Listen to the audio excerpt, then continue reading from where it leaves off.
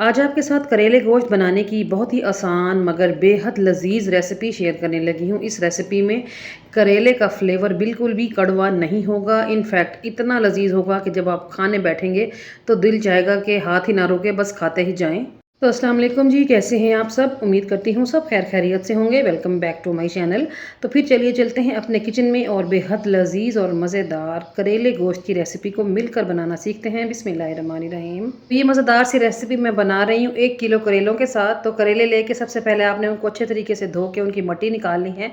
फिर उनका छिलका निकालने के बाद कटिंग कर लेनी है। तो मैंने इस तरीके से गोलाई में स्लाइसिस काटे हैं। आप करेलों की कटिंग किसी भी तरीके से कर सकते हैं, कोई मसला नहीं है। करेलों की कटिंग करने के बाद इसको अच्छे तरीके से नमक लगाएं और 1.5 से 2 घंटे के लिए छोड़ दें। साथ ही मैंने यहाँ पर मटन लिया है तकरीबन 750 ग्राम के बराबर।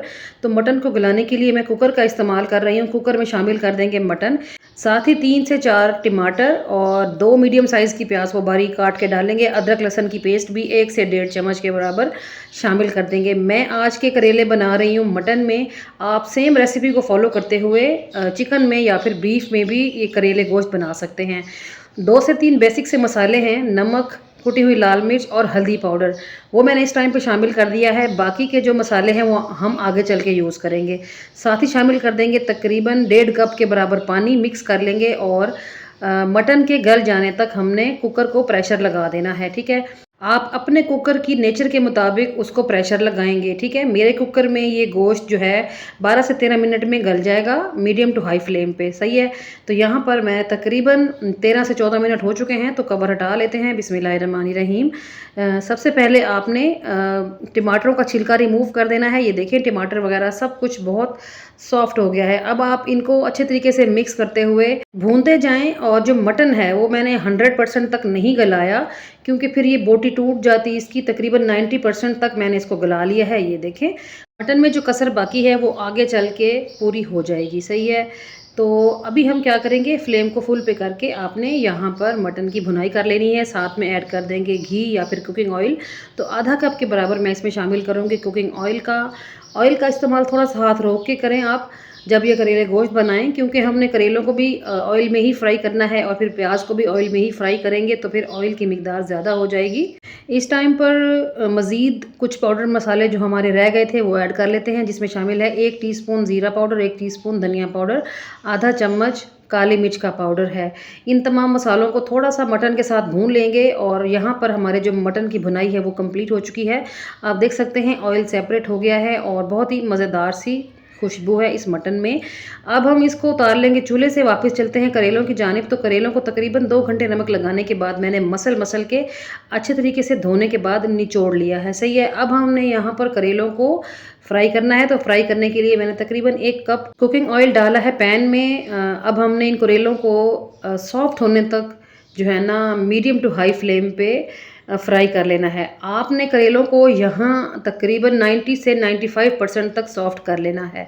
बाकी की जो हल्की फुल्की सी कसर है वो हमने इसकी दम में पूरी करनी है। यहाँ पर आपने फ्लेम को फुल ना रखें, वरना एकदम से करेले जो हैं कलर पकड़ लेंगे मगर अंदर से कच्चे और कड़वे रहेंगे।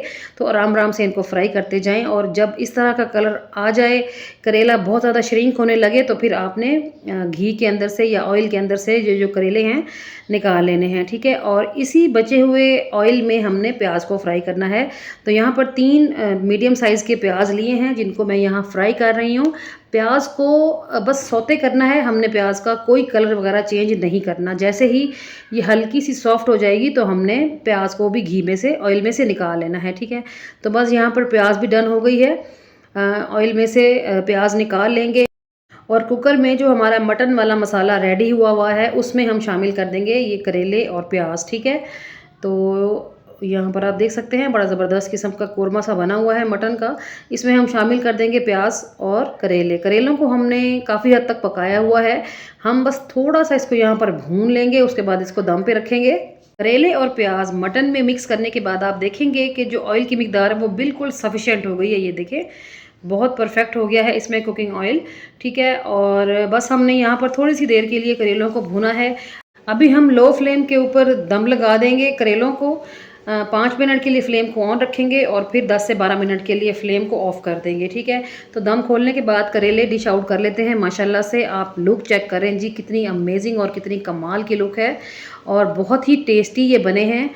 तो कैसी लगी आपको मेरी आज की करेले गोश्त बनाने की ये बहुत ही सिंपल मगर बहुत ही डिलीशियस सी रेसिपी।